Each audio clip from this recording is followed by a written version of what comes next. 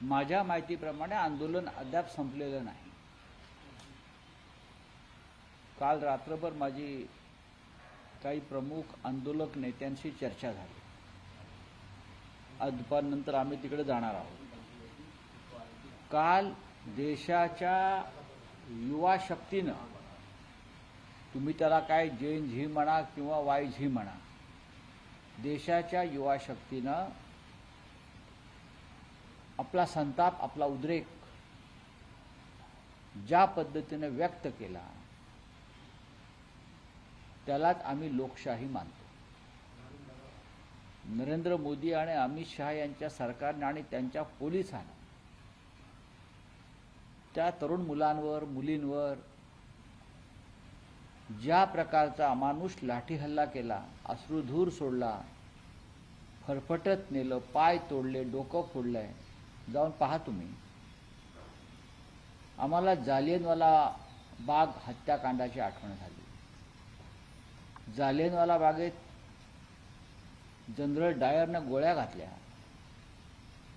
इथे भाजपच्या जनरल कायरने लाठीमार केला, अश्रुधूर सोडला, लहान लहान मुलींचा आक्रोश पाहिला। यांना मुलं बाळं नसल्यामुळे किंवा जे आहे ते परदेशात असल्यामुळे सुरक्षित, त्यांना आमच्या भारतातल्या मातीतल्या मुलांचं दुःख, त्यांच्या आईवडिलांचं दुःख आणि यातना कळणार नाहीत। म्हणूनच मी आज सांगितलं, कालचा दिवस हा भारतीय लोकशाहीतला अत्यंत काळा दिवस होता, ब्लॅक डे। हा 20 जुलै हा दिवस यापुढे डरपोक दिवस म्हणून साजरा करावा, डरपोक दिवस। सर, तुमचा पक्ष मुंबईमध्ये ग्राउंडवर होता, तुम्ही देखील इथं बोललाय। राष्ट्रवादी काँग्रेसने सांगितलं होतं आमचे 8 खासदार जमिनीवर ग्राउंडवर दिसतील, काँग्रेसही कुठे दिसलं नाही। मला असं वाटतं, नाही, मी डरपोक हा पोलिसांनी ज्या प्रकारचा अत्याचार केला, हल्ला केला, ज्या पद्धतीनं लहान मुलांना मारलं, हा डरपोकपणा आहे ना। सरकार लहान मुलांना, विद्यार्थ्यांना घाबरलंय आणि हुकुमशाहीप्रमाणे ते आंदोलन चिरडून टाकण्याचा प्रयत्न करत आहे। काल ग्राउंडवरती आम्ही सगळे होतो की, काल आम्ही ताबडतोब वांगचुकना भेटायला गेलो, त्यांच्या प्रकृतीची चौकशी जाऊन आम्ही केली सफदरजंगला, त्यांच्याशी संवाद साधला। त्यानंतर आम्ही परत तिकडे काही आंदोलकांना भेटलो। संध्याकाळी मी स्वतः जंतर मंतरला गेलो होतो काल। आता परत आम्ही जाणार आहोत। तुमच्या पक्षाबद्दल प्रश्नच नाही। सुप्रिया सुळे म्हटलं की आमचे 8 खासदार खांद्याला खांदा मिळून या लोकांसोबत, विद्यार्थ्यांसोबत आहेत, आंदोलनात पाहायला मिळतील। नाही, मला असं वाटतं की काल त्यांच्या पक्षानं महाराष्ट्रात आंदोलन केलेलं आहे। मला इकडल्या त्यांची भूमिका सुद्धा कालच्या बैठकीमध्ये हे आंदोलकांच्या बाजूनेच होती।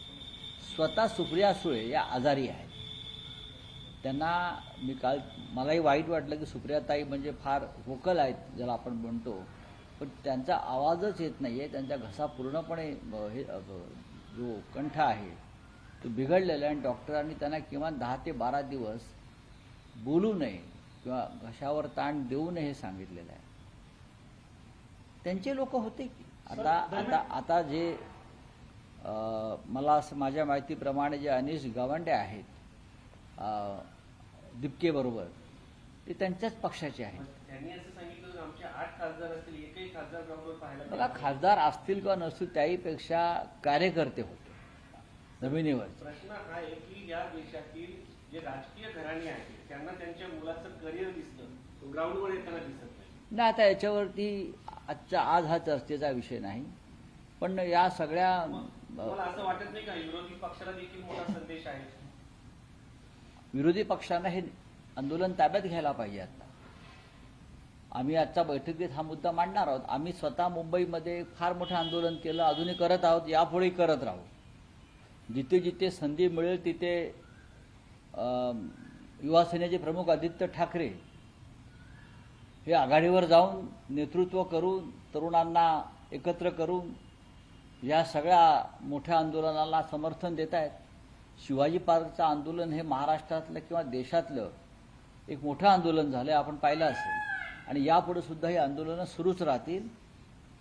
आम्ही इतकंच सांगतो आहोत की देश पातळीवरती आता हे आंदोलन घेऊन जावं लागेल। सर धर्मेंद्र प्रधानांचा धर्मेंद्र बॉर्डरवर शेतकऱ्याचं आंदोलन लढत नाही, सर, एक याला जोडून होतं. धर्मेंद्र प्रधानांचा एक काल व्हिडिओ समोर आलेला आहे. एकीकडे आंदोलन करत असताना हसत धर्मेंद्र प्रधान जात निर्लज्ज आहेत ना, हे आमच्या जखमीवर मीठ चोळतायत. एका बाजूला तरुण मुलांवर, विद्यार्थ्यांवर, लहान मुलांवरती अमानुष लाठीचार्ज करतायत आणि ज्यांच्या विरोधामध्ये आंदोलन सुरू आहे हे क्रूर आणि विकृतपणे हसत हसत बाहेर पडतायत, तोंडामध्ये काहीतरी चघळत. याचा अर्थ किती काळजी आहे याने या मुलांची. याला क्रौर्य म्हणतात आणि हे जे क्रौर्य आहे डरपोकपणातून निर्माण होतं. पण काल ही ठिणगी पडलेली आहे क्रांतीची, लक्षात घ्या, आणि हा वणवा पेटल्याशिवाय राहणार नाही. सर देशाच्या एकीकडे आता शेतकरी देखील या आंदोलनामध्ये सहभागी होण्याची नाही, खरं म्हणजे शेतकरी कालच येणार होते. या शंभू बॉर्डरला काल हजारो शेतकरी जमा झाले होते आणि त्यांना सुद्धा या आंदोलनात सहभागी व्हायचं होतं. पण दिल्लीमध्ये जितका पोलीस फोर्स लावला त्यापेक्षा जास्त पोलीस फोर्स काल शंभू बॉर्डरला होता आणि पंजाबच्या शेतकऱ्यांना, हरियाणाच्या शेतकऱ्यांना काल तिथे रोखण्यात आलं.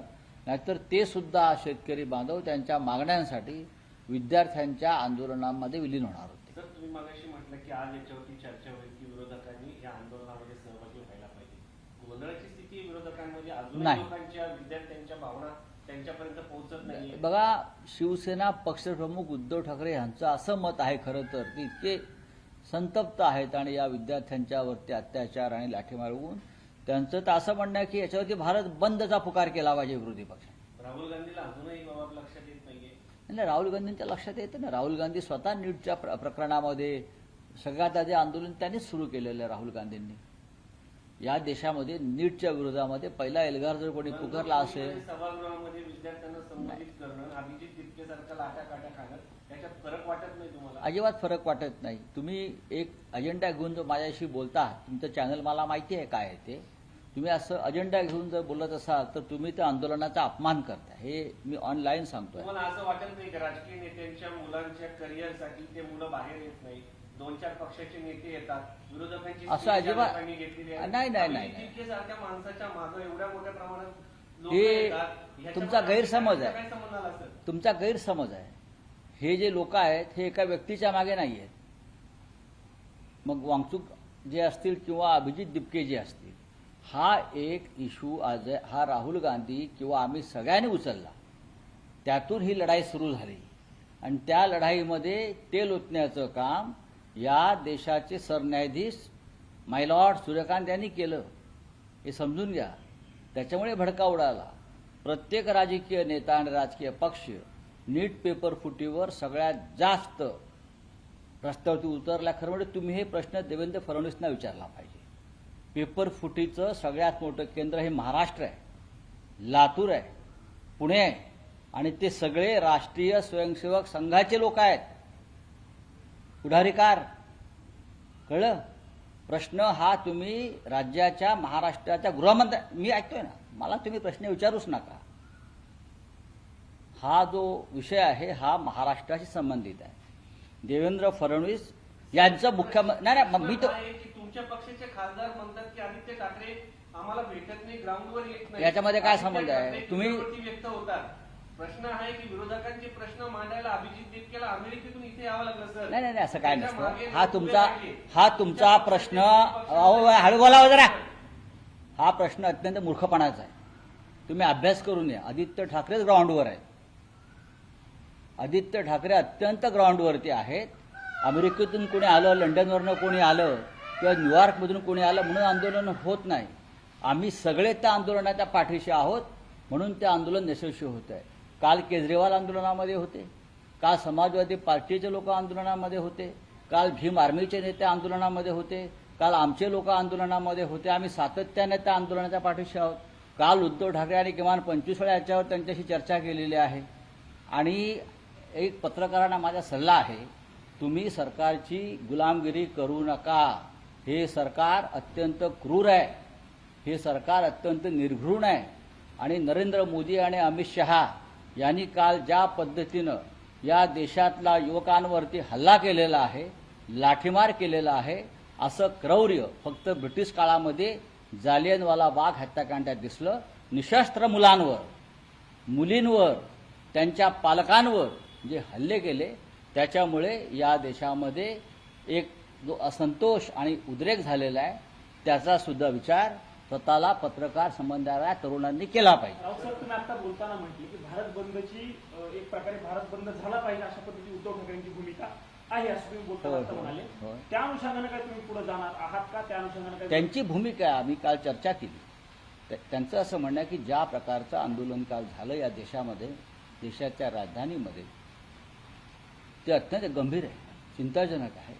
ज्या पद्धतीनं पोलिसांनी क्रौर्याची परिसीमा गाठली ती अत्यंत भयंकर आहे. खरं म्हणजे या प्रश्नावर फक्त दिल्लीत नाही तर देशभरामध्ये, भारतामध्ये सर्व राजकीय पक्षांनी एकत्र येऊन वणवा पेटवायला पाहिजे, ही त्यांची भूमिका आहे. आणि यावर जर भारत बंद करण्याची जरी वेळ आली तरी आम्ही त्यात सहभागी होऊ. पण त्या अनुषंगाने विरोधी पक्ष आहेत. कारण तुम्ही आता इंडिया आघाडीच्या बैठकीमध्ये कालच्या आंदोलनाच्या अनुषंगाने चर्चा करणार आहात, तर हा मुद्दा उद्धव ठाकरेंच्या वतीने तुम्ही मांडणार आहात? आम्ही नक्की मांडायला काय. महाराष्ट्रामध्ये काल 4 ठिकाणी मोठं आंदोलन झालं. आपण पुण्यातलं पाहिलं असेल, आपण नागपूरला पाहिलं असेल, शिवसेनेनेच केलेलं आंदोलन आणि त्याच्यामध्ये सर्व क्षेत्रातले तरुण वर्ग काल नागपूरला उतरला होता. आता त्याच्यानंतर जिल्ह्यातल्या प्रत्येक ठिकाणी हे जेन झीचं आंदोलन सुरू होईल. तर राज्यसभेमध्ये अमित शहा वंदे मातरम विधेयक आणणार आहे, 3 वर्षाची शिक्षा दिली जाणार आहे जर अर्थ आणला. स्वतःला येतं का वंदे मातरम? किंवा त्यांचे जे नेते आहेत प्रधानमंत्री, ते टेलिप्रॉम्प्टर शिवाय वंदे मातरमची पूर्ण कडवी म्हणू शकतात का? त्यांनी म्हणून दाखवावं. सेंट्रल हॉलमध्ये आम्ही येतो, टेलिप्रॉम्प्टर शिवाय वंदे मातरम देशामध्ये काय चाललंय आणि तुम्ही काय करता. वंदे मातरमसाठी सक्ती करण्याची गरज नाही गृहमंत्रीजी. वंदे मातरम हा देशाचा आत्मा आहे आणि भारतीय राष्ट्रीय काँग्रेसच्या पहिल्या अधिवेशनामध्ये वंदे मातरमचं गाण वाजवलेलं आहे, तुम्ही नाही. ज्यांनी देशाच्या स्वातंत्र्यात आणि स्वातंत्र्यानंतर आपल्या कार्यालयावर 52 वर्ष तिरंगा फडकवला नाही त्यांना आता राजकीय कारणासाठी वंदे मातरमची आठवण यावी